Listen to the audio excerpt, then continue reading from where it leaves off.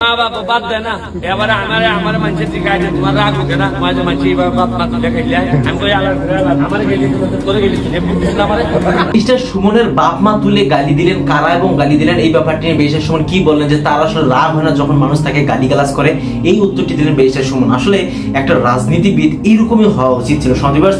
এ যেন দ্বিতীয় বঙ্গবন্ধু, দ্বিতীয় জাতির জনক আমাদের বাংলাদেশের মধ্যে চলে এসেছে। সন্দীপার্স, ব্যারিস্টার সুমন এই কথাগুলো বলতে গিয়ে তিনি বললেন যে আসলে তাকে যারা গালিগালাজ করে, অর্থাৎ অনেকেই আছে ব্যারিস্টার সুমনকে গালিগালাজ করে, জারজ সন্তান বলে গালিগালাজ করে, কিন্তু ব্যারিস্টার সুমন এটা কষ্ট লাগে কিনা বন্ধুরা তার উত্তর দিলেন ব্যারিস্টার সুমন। আপনারা যারা ব্যারিস্টার সুমন ফ্যান রয়েছেন ভিডিওটি কোনোভাবে মিস করবেন না। চলুন আমরা সেই কথাগুলো শুনে আসি। ব্যারিস্টার সুমন ভাইয়ের নিজের মুখেই বললেন তার কেমন লাগে যখন মানুষ গালিগালাজ করে। চলুন আমরা সেই ভিডিওটি দেখে আসি। আমি তো প্রায় সকালবেলা ঘুরতে যাওনি এই যুগের মধ্যে আমার মা বাবা বাদ দেয় না এবারে আমার মানুষের শিখায় যে তোমার রাগ উঠে না মাঝে মাঝে বাপ মা তুলে খাইলে আমি কই আমার গেলি করে গেলি আমি যতদিন আছি আপনারা একটা জিনিস চিন্তা করি যে আমার একটা জিনিস করছে সুতার দিনও দিতাম না এটা তো পড়ে কিরকম পানি তো আপনারা আরো 2-3 বার কাছে উঠছে না আচ্ছা কোনো একদিন আপনারা জীবনে সোনাঘাট মাধবপুরের পুরী এমপি এইভাবে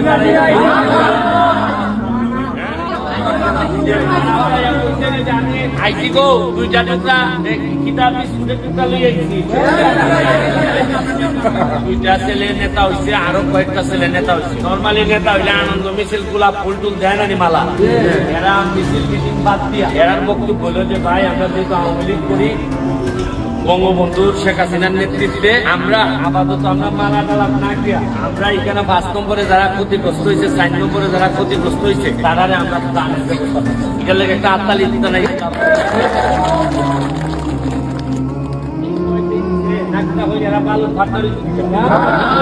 আগে তো দেখা যাইতো যে 2 দিন করে না দলটা করে 3 দিনের দিন অতদিন ধরে দলটা করতেছে আমার ভাটনা দাও না উনকাইটা কিছু বন্ধ হয়েছে। একটা জিনিস মনে রাখো এমপি যেখানে কাম তো শিখছে ই এলাকার এমপি যেখানে আটা শিখছে ই এলাকার এমপি যেখানে মোটরসাইকেলের ফুলদা ধোয়া শিখছে। সুতরাং মনে রাখো যে এলাকার পাপ যত কষ্ট করে ই এলাকার ফুলা যেরকম আরামে থাকে আর যে এলাকার এমপি যত কষ্ট করে ই এলাকার মানুষ তত আরামে থাকে।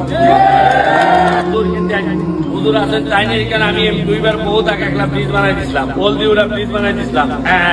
হুজুরের শরীরটা দেখে কেমন মাশাআল্লাহ বেশ শরীরটা ভালো হয়েছে। এখন আমি এবার করিনি না আগে থেকে ভালো মসজিদের টেম্পার গেছি। আপনি একটা জিনিস মনে রাখুন আমি আমার পর মাত্র বয়স হয়েছে আমার 5 মাস হয়েছে। 5 মাসে আমার জানা মতে 50টা মসজিদ মন্দিরেও 4.5 লাখ টাকা এবং আরো একটা খবর ব্যারিস্টার সুমনকে যারা গালিগালাজ করে এবং ব্যারিস্টার সুমন সম্পর্কে যারা এরকম কুরুচিপূর্ণ মন্তব্য করে এবং যারা ব্যারিস্টার সুমনকে দেখতে পারে না নির্ঘাত জেনে রাখবেন তারা আসলে বাংলার কোনো উপকার হোক এটাই চান না। সন্দীপার্স, আপনাদের কি মন্তব্য? চলুন ভিডিওটি শেষ করি তারপর কথা হবে বিস্তারিত।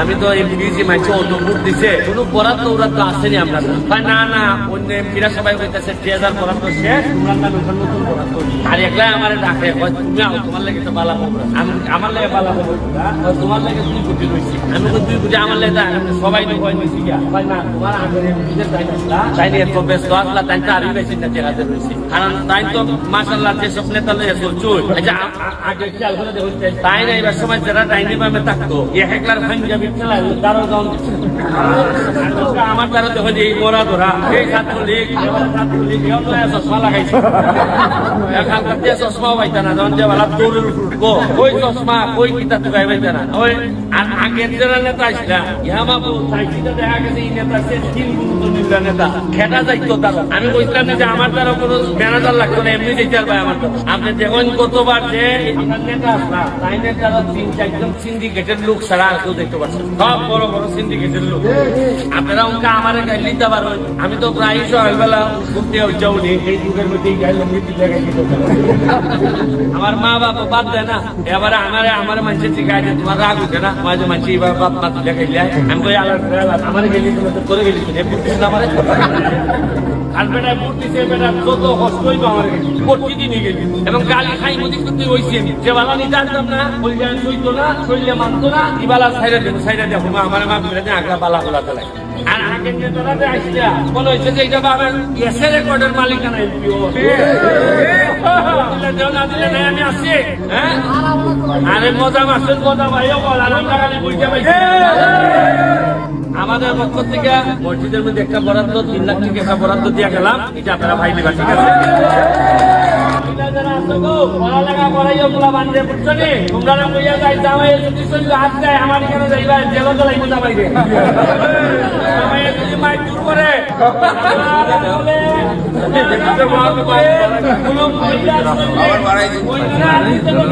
জামাই হাত দিল আমার দ্বারা যাইবা জেলো তো লাইবো জামাই হবে।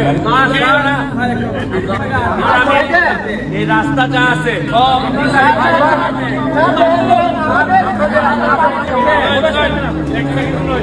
এক সেকেন্ড বলতেছি যে আমার হইল হইল ফরজ, এরপরে হইল কেউ বাজি, এরপরে কিটা সুন্নতের পরে নেব ফরজটা হইল গিয়া পানি যদি উঠতে থাকে মানুষের খানি দেওয়া হয় সময় কিটা পানি নামতে গেলে গিয়া রাস্তা ঠিক করা হইল গিয়া ওয়াজিব ওয়াজিব। এরপরে হইল গিয়া পড়াশোনার লেগে যে রাস্তা করো মসজিদ করো এটা সুন্নত। এখন আপাতত আমি ফরজের কামটা বুঝে দিতেছি আর বাকি যা যা লাগে আপনারা ভাই দিবা, ঠিক আছে?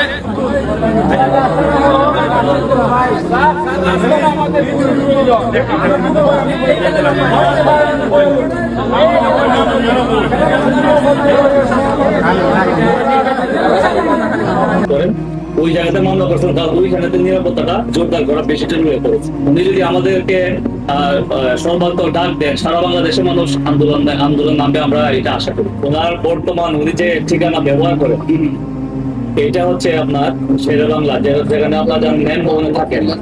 যেহেতু উনি বসবাসটা বেশিরভাগ সময় ঢাকাতে করেন, ন্যান ভবনে করেন, সেখানে নিরাপত্তাটা বেশি জরুরি। আর আমরা মনে করি যে চুনারঘাটে, যেহেতু উনি চুনারঘাটের সময় আসবেন, চুনারঘাটে যে মানুষের পাশে উনি নিজের অনেকটা সেফ মনে করেন ঢাকার চেয়ে, তো এখানে তো আর মামলা করা লাগবে না। উনি যেখানে উনি বসবাস বেশি সময় করেন ওই জায়গাতে মামলা করছেন, তার ওইখানে নিরাপত্তাটা জোরদার করা বেশি জরুরি হয়ে পড়েছে। সর্বশেষ অবস্থা বলতে পুলিশ প্রশাসনের সাথে আমাদের যতটুকু আলোচনা হয়েছে বা যোগাযোগ হয়েছে, ওনারা আসামিদের শনাক্ত করার জন্য ওনারা সর্বোচ্চ চেষ্টা করছেন এবং ইনভেস্টিগেশনের যেন বিভিন্ন তথ্য যেন লিক আউট না হয়, এই কারণে ওনারা সব বিষয়ে আমাদের সাথে খোলাসা আলোচনা করেননি। বাট ওনারা বলেছেন যে আমরা অনেক দূর এগিয়ে গেছি, আমরা খুব দ্রুত আসামি করার চেষ্টা করছি। বাংলার ফাটাকেষ্ট ব্যারিস্টার সুমন ভাইকে যারা এরকম কুরুচিপূর্ণ কথাবার্তা বলেন তারা নিশ্চয়ই আপনি গিয়ে দেখবেন তারা আসলে ব্যারিস্টার সুমন ভাইয়ের কখনো ভালো চান না। একটা মানুষ যারা বাংলার উপকার করার চেষ্টা করেছেন তাদেরকে কেউই ভালোবাসতে পারেন নাই এই বাংলাদেশের মানুষ। সন্দেহ দেখবেন যারা ব্যারিস্টার সুমন ভাইকে ভালোবাসতে পারতেছে না তারা গিয়ে দেখবেন বাংলার ক্ষতি করতে চায়, তারা বাংলাদেশের টাকা লুটপাট করার চিন্তা করে তারা, এবং তারা এই দেশটাকে শেষ করে দেওয়ার প্ল্যান করে। সেই ব্যক্তিগুলো আসলে ব্যারিস্টার সুমন ভাইকে দেখতে পায় না। ব্যারিস্টার সুমন ভাই যেভাবে কাজ করতেছেন, বাংলার জননেতা, বাংলার ফাটাকেষ্ট যাদেরকে বলা হয় তার মধ্যে অন্যতম ব্যারিস্টার সুমন ভাই। তিনি আওয়ামী লীগের একটা যে কোন পর্যায়ে নিয়ে যাচ্ছেন, আমরা আশা করবো ব্যারিস্টার সুমন ভাইকে শেষ অবধি যেন তাকে সাপোর্ট দেওয়া হয়। সমাজ আজকে এই পর্যন্তই। চ্যানেল নতুন হলে সাবস্ক্রাইব করুন, বন্ধুদের পাশে থাকুন। আল্লাহ হাফেজ।